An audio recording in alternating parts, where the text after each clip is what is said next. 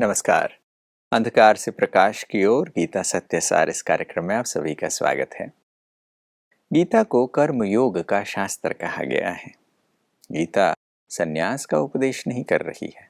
वो ये नहीं कहती कि सब कुछ छोड़कर आप भगवान के ध्यान में बैठ जाओ या फिर भगवान की साधना में निकल पड़ो। नहीं, गीता का संदेश बहुत ही स्पष्ट है कि व्यक्ति कर्म करते हुए योग की स्थिति में रहे। जब कर्म योग कहा जाता है तो लोग समझते हैं कि कर्म करने का समय अलग है, योग करने का समय अलग है। अनेक लोग अनेक तरीके से गीता के इस कर्म योग के शब्द को समझने का प्रयास करते आए हैं।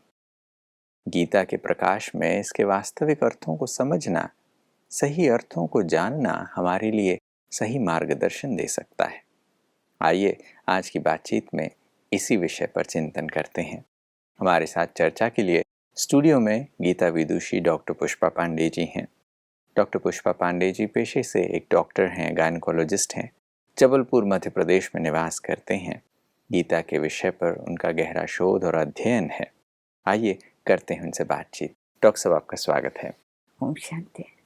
कर्म योग कहते ही स्वाभाविक रीति से लोगों को लगता है हाँ, गीता तो कर्म योग की बात करती ही है। मगर गीता कर्म योग के साथ साथ गीता के अलग अलग अध्यायों पर योग शब्द जोड़ा गया है। फिर गीता में ही इन योगों की जब बात की जाती है तो अनेक प्रकार के योगों के नाम भी दिए गए हैं। इससे पहले कि हम इस चर्चा को आगे बढ़ाएं, ये तीसरे अध्याय का श्लोक है जिसे हम कर्म के बारे में ये श्लोक बताता है। पहले इसे सुन लेते हैं, फिर इस पर चर्चा आगे बढ़ाते हैं। न हि कश्चित् क्षणमपि जातु तिष्ठत्य कर्मकृत् कार्यते ह्यवशः कर्म सर्वः प्रकृतिजैर्गुणैः। कोई भी मनुष्य एक क्षण के लिए बिना कर्म नहीं रह सकता। वास्तव में सभी प्राणी प्रकृति द्वारा उत्पन्न 3 गुणों के अनुसार कर्म करने के लिए विवश होते हैं।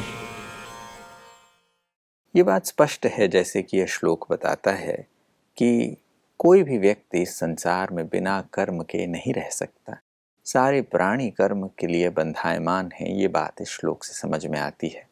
और देखते हैं तो वास्तविकता में ऐसा लगता ही है कि कोई भी व्यक्ति बिना कर्म के नहीं रह सकता।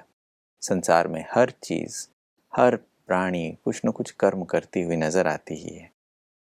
अब गीता में जब कर्म योग की बात कही जाती है तो योग के साथ अनेक शब्द भी जोड़े गए हैं। जैसे योग के साथ कर्म शब्द को जोड़कर कर्म योग बनता है, ऐसे ही अनेक योगों की बात आती है। उसमें एक योग है ज्ञान योग। अब प्रश्न उठता है, कर्म योग और ज्ञान योग ये 2 चीजें हैं, इन दोनों को सही अर्थों में समझा जाए कि क्या क्या है। तो गीता एक योग शास्त्र है और हर चैप्टर्स के बाद में योग ही लिखा हुआ है। तो पहला जो सेकंड चैप्टर है वो ज्ञान योग और ये थर्ड जो है वो कर्म योग है। और जो एक्चुअल में जो ध्यान की विधि जो बतलाई है वो 6 चैप्टर में बतलाई है। तो ये बहुत इम्पोर्टेंट समझना है कि कर्म योग पहले बतलाया हुआ है, तो इसका अर्थ हमें समझना जरूरी है और इसको पहले क्यों बताया है। वास्तव में जो कर्म योग, ज्ञान योग, ये सभी एक योग के ही विभिन्न प्रकार हैं। जब हम ज्ञान के आधार पर योग करते हैं उसको ज्ञान योग कहते हैं, और जब कर्मों के समय जब योग रहता है तो उसको कर्म योग कहते हैं। तो कर्म के समय चूंकि 100% आप कनेक्ट नहीं हो सकते, क्योंकि योग का अर्थ है कनेक्शन, किसका? आत्मा का और परमात्मा का। तो गीता बहुत स्पष्ट बतलाती है कि आत्मा और परमात्मा का कनेक्शन ही योग है और कर्म करते समय उस स्थिति को प्राप्त करना ये कर्म योग है। तो जैसे बताया कि कोई भी व्यक्ति कर्म किए बिना रह नहीं सकता। जब हम इस संसार में आते हैं तो हमारा घर, जैसे पहले भी बतलाया है, अव्यक्त धाम से आते हैं, अव्यक्त धाम जो कि परम धाम है। परम धाम से हम यहाँ आते, वहाँ कर्म नहीं होता क्योंकि वहाँ शरीर नहीं है, ना तो सूक्ष्म शरीर है ना तो स्थूल शरीर है, वो निराकारी धाम है जिसको परम धाम कहते हैं। बहुत सारे चैप्टर्स में उस परम धाम के का वर्णन है, जैसे 15 चैप्टर में 8 चैप्टर में स्पष्ट बतलाया है कि वो घर है जहाँ आत्मा और परमात्मा रहते हैं, लेकिन वहाँ इनर्ट स्टेज में रहते हैं। लेकिन जब आत्मा यहाँ पर आती है, शरीर धारण करती है, तो उसको कर्म करना ही पड़ता है, वो कर्म के बिना रह नहीं सकती। तो उस समय हमें परमात्मा के साथ कनेक्शन बनाना, उसको ही कर्म योग कहते हैं। लेकिन कई लोग पूछते हैं कि कर्म योग ज़्यादा पावरफुल है ये ज्ञान योग ज़्यादा पावरफुल है? बोलते हैं ना, अर्जुन ने भी पूछा कि श्रेष्ठ कौन सा है। तो ऐसे ही नारद जी एक बार भगवान से पूछते हैं कि आप ये बताओ, सबसे ज़्यादा आप किसको प्यार करते हो, कौन आपको याद करता है? तो उन्हें कहा एक किसान। बोले किसान? मैं तो दिन रात आपको भजता रहता हूँ और आप कहते हैं मेरे से ज़्यादा वो किसान याद करता है, ऐसा कैसे? तो बोले जाकर देखो। तो देखा कि वो किसान जो है अपना काम कर रहा था और बीच बीच में रुककर 1 मिनट बैठता था और प्यार से परमात्मा की याद में टिक जाता था। तो जो इनसे पूछा, जब वो गए वहाँ पर, कहा कि क्या किया, देखा तुमने किसान ने क्या किया? बोला हाँ, मैंने देखा 4-5 बार आपको याद किया, बाकी वो काम में बिजी था। तो कहा अच्छा, अब तुम देखो, मैं तुमको एक काम देता हूँ, अब तुम करो, फिर मुझे बताना। तो उन्होंने क्या किया, भगवान ने क्या किया, अब ये तो सिंबॉलिक है सारा। भगवान ने उनको एक दिया दिया और जिसमें दीपक जल रहा था और कहा कि जाओ अब चारों ओर चक्कर लगा कर आना और ये देखना कि इसका जो घी है वो गिर ना जाए। तो कहा ठीक है, मैं देख के आता हूँ। तो अपना सब वो चारों ओर चक्कर लगाने गए। तो बोले अब बताओ तुमने कितनी बार याद किया?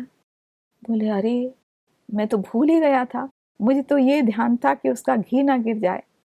बोले देखो, वह जो किसान है कर्म करते हुए भी उसने मुझे याद किया, लेकिन तुमने क्या किया, तुम मुझे भूल गए। तो वास्तव में कर्म योग एक महान योग है, कर्म करते हुए भी वो मुझसे कनेक्टेड है। ये बात समझ में आती है कि कर्म योग की प्रामुख्यता क्यों है, ये बात समझ में आ रही है, क्योंकि हर व्यक्ति कर्म कर ही रहा है। अब जब कर्म योग कहते हैं तो जो इसका पहला हिस्सा है कर्म, इसे समझते हैं। आप किस चीज़ को कर्म कहते हैं? व्यक्ति नौकरी पे जाता है, धंधा करता है, विद्यार्थी स्कूल में जाते हैं, गृहिणियाँ घर में घर का कामकाज संभालती हैं, सबका अपना अपना कर्म है, ऐसा नज़र आता है। मगर हम देखते हैं रात को हम आराम करते हैं, तो क्या हम उसे भी कर्म समझें? आखिर कर्म को हम कैसे डिफाइन करें, कैसे समझें कि कर्म क्या है? बहुत ही सुंदर क्वेश्चन है, क्योंकि कर्म के प्रति लोगों को स्पष्टीकरण नहीं है। कर्म जो होती है एक ऊर्जा है, और ये ऊर्जा मतलब हमारे जो संकल्प चलते हैं वो भी वास्तव में इसकी ही श्रेणी में आते हैं। जो हम सोचते हैं, जो बोलते हैं और जो एक्शन करते हैं, तो ये तीनों का ही असर होता है। तो गीता स्पष्ट बतलाती है कि कभी भी एक भी क्षण ऐसा नहीं होता कि कर्म ना होता हो। जैसे हमारी शरीर की जो इंद्रियां होती हैं, जो ऑर्गन्स होते हैं, वो तो काम करते रहते हैं ना, नींद में भी काम करते हैं। जब हम आराम करते हैं तो भी क्या होता है, हमारी आराम करने की स्टेज, भले हम कहते हैं कि हम बॉडी को रेस्ट दे रहे हैं, लेकिन फिर भी कर्म कैसे होता है, जो यहाँ पे थॉट्स चलते रहते हैं। हमारा सबकॉन्शियस माइंड तो एक्टिव रहता है ना। जैसे हम स्वप्न देखते हैं तो स्वप्न किस आधार पर देखते हैं, जो हमने कर्म किया, और वो सबकॉन्शियस माइंड में भले उसकी लेवल अलग अलग रहती है। जैसे क्या होता है, अभी जब हम आपसे बात कर रहे हैं तो अगर हमारा ईजी लिया जाए तो उसमें बीटा वेव्स आती हैं, है ना। फिर जब हम ड्राउजी स्टेज में जाते हैं थोड़ा सा, तो अल्फा वेव्स आते हैं, थीटा वेव्स आते हैं, फिर भी थॉट्स तो चल रहे हैं। अभी बहुत सारे थॉट्स चल रहे हैं, थोड़ी कम हुई, मतलब ये कर्म तो हो ही रहा है ना, ये भी, क्योंकि थॉट एक एनर्जी है। फिर उसके बाद जब हम डीप स्लीप में जाते हैं, फिर उसमें डेल्टा वेव्स रहते हैं, तो उसमें भले थॉट्स बहुत कम हो जाते हैं, बहुत कम हो जाते, फिर भी एजी स्ट्रेट तो नहीं रहता ना, मतलब उसमें 3 4 1 2 वो तो रहती, वेव्स रहती हैं। क्योंकि अगर ईजी स्ट्रेट हो जाए तो क्या हो जाएगा, वो ब्रेन डेथ हो जाएगी। तो जब तक ब्रेन डेथ नहीं है, संकल्प चलते रहते हैं, अर्थात हमारे कर्म होते हैं। तो इस समय भी जो योगी होता है, इस समय को बहुत महत्व देता है। जैसे कहा जाता कि ब्रह्मा कुमारी ईश्वरीय विश्वविद्यालय के जो संस्थापक ब्रह्मा बाबा, तो उनकी निद्रा योगी की निद्रा थी। बाकी जो नॉर्मल लोग हैं, और उनमें यही अंतर था कि उस समय, क्योंकि कर्म तो यही होते हैं ना, तो सोते समय भी होता है, तो उनका नींद में भी ये बहुत पावर थी, और उस समय भी उनके थॉट्स बिल्कुल पावरफुल, प्योर, पॉजिटिव चलते थे। भले कम चलते थे, लेकिन उस समय उनका कर्म, भले कर्म योग ही कहें, एक्शन में नहीं था, लेकिन वो आराम करते समय, क्योंकि आपका क्वेश्चन ये था कि आराम करते समय भी हम इस ऊर्जा को, जो पॉजिटिव ऊर्जा, कर्मयोग एक पॉजिटिव ऊर्जा है, तो इस ऊर्जा को हम इकट्ठा कर पाते हैं। अब ये बात समझ में आती है कि हम कर्म किसको कह रहे हैं, कि निद्रा की अवस्था में भी व्यक्ति कुछ न कुछ उसके मन में चल रहा है, तो वो भी सूक्ष्म में कर्म हो रहे हैं। कभी कभार लोग कह देते हैं कि प्रकृति के आधार पर कर्म होते हैं, ये भी लोग कह देते हैं। अब ये प्रश्न उठता है कि क्या प्रकृति का प्रभाव कर्मों पर पड़ता है, या हमारा कर्मों का प्रभाव प्रकृति के ऊपर पड़ता है। ये दोनों चीज़ें समझने की हैं, क्योंकि प्राय लोग कह देते हैं, किसी के स्वभाव के लिए भी लोग कह देते हैं, अरे उनकी प्रकृति तो ऐसी ही है, तो उनके प्रकृति के अनुसार कर्म करते हैं, ऐसा भी हम समझ लेते हैं। और दूसरी ओर जो भौतिक प्रकृति है, उसके बारे में भी संकल्प चलता है कि क्या वो प्रभावित करती है या हमारे कर्म उस पर प्रभाव डालते हैं।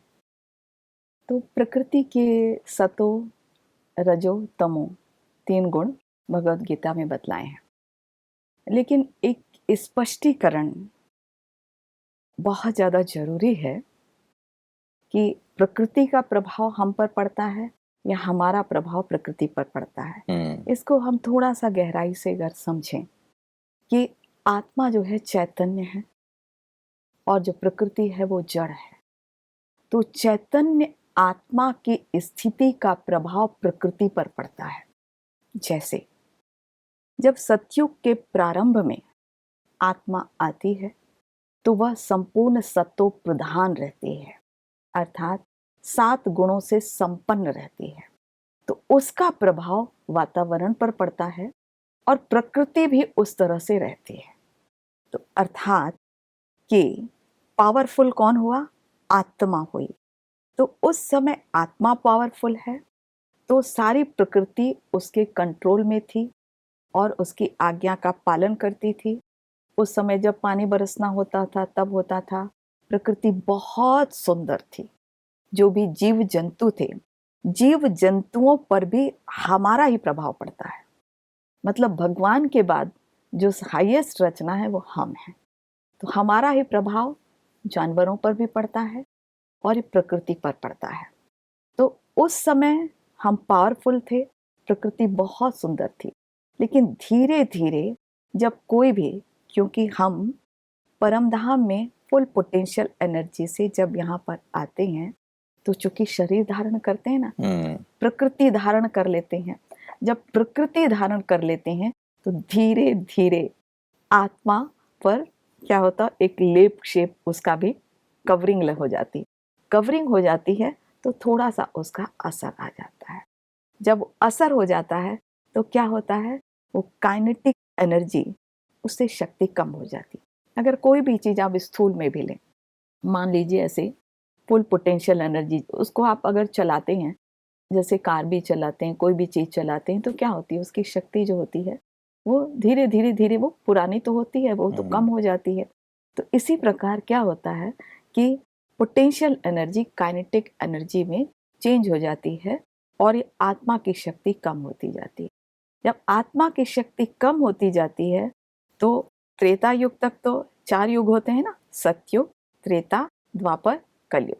तो 2 युगों तक तो अच्छी आत्मा पावरफुल रहती है, चलती है इस शरीर पर, लेकिन इतना ज़्यादा प्रकृति का प्रभाव नहीं पड़ता है, आत्मा का ही प्रभाव उस पर पड़ता है और प्रकृति सत्व प्रधान सुंदर रहती है, हमारी आज्ञा का पालन करती है, हमको सुख देती है।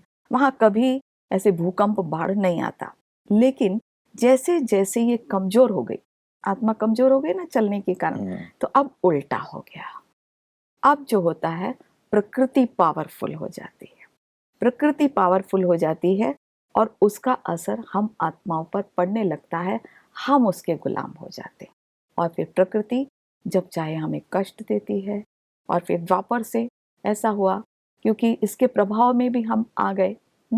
तो जैसे वहाँ पर सत्व प्रधान आत्मा थी तो प्रकृति सत्व प्रधान थी, फिर सत्व गुण आई और यहाँ रजो हो गई, तो दोनों एक समान आपस में एक दूसरे से मिलने लगे। अब यहाँ आत्मा तमो प्रधान हो गई तो प्रकृति तमो प्रधान हो गई, और प्रकृति तमो प्रधान हो गई तो वो भी दुख देने लगी, आत्माएं भी एक दूसरे को दुख देने लगी विकारों के कारण, और उसका असर वातावरण पर पड़ा तो फिर दोनों एक दूसरे को दुख देने लगे। और आज हम देख रहे हैं प्रकृति का दुष्प्रभाव कितना ज़्यादा हमारे कारण है, क्योंकि हमारी स्थिति नीचे हुई तो फिर अब प्रकृति भी ऐसे हो गई। लेकिन अगर हम फिर से पावरफुल हो जाते हैं तो आपने ऐसा देखा भी होगा, कई योगी ऐसे होते हैं जो बहुत शक्तिशाली होते हैं, तो जो संकल्प करते हैं प्रकृति उसको मानती है। जैसे कहीं ऐसे बहुत बड़े बड़े योगी हुए हैं कि वहाँ उनका प्रोग्राम था और उन्होंने कहा कि इस एरिया में पानी नहीं बरसेगा। सचमुच वो एरिया बचा रहा और बाकी जगह पानी बरसा। तो हम पावरफुल हैं, हमारा ही असर होता है।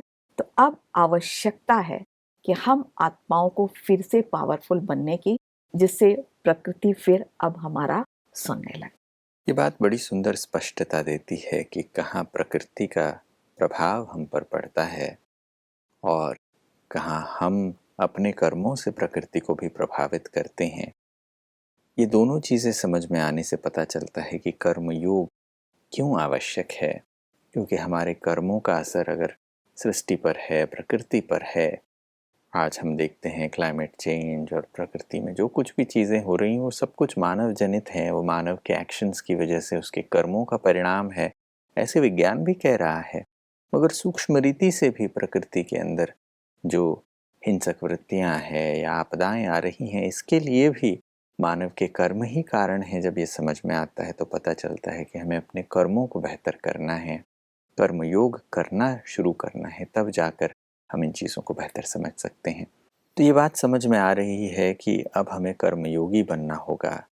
कर्मयोगी बनने से ही हमारे कर्म श्रेष्ठ होंगे, तब हम प्रकृति को भी सकारात्मक रूप से प्रभावित कर सकेंगे। प्रश्न उठता है कि कैसे कर्मयोग करें, इसकी विधि क्या है?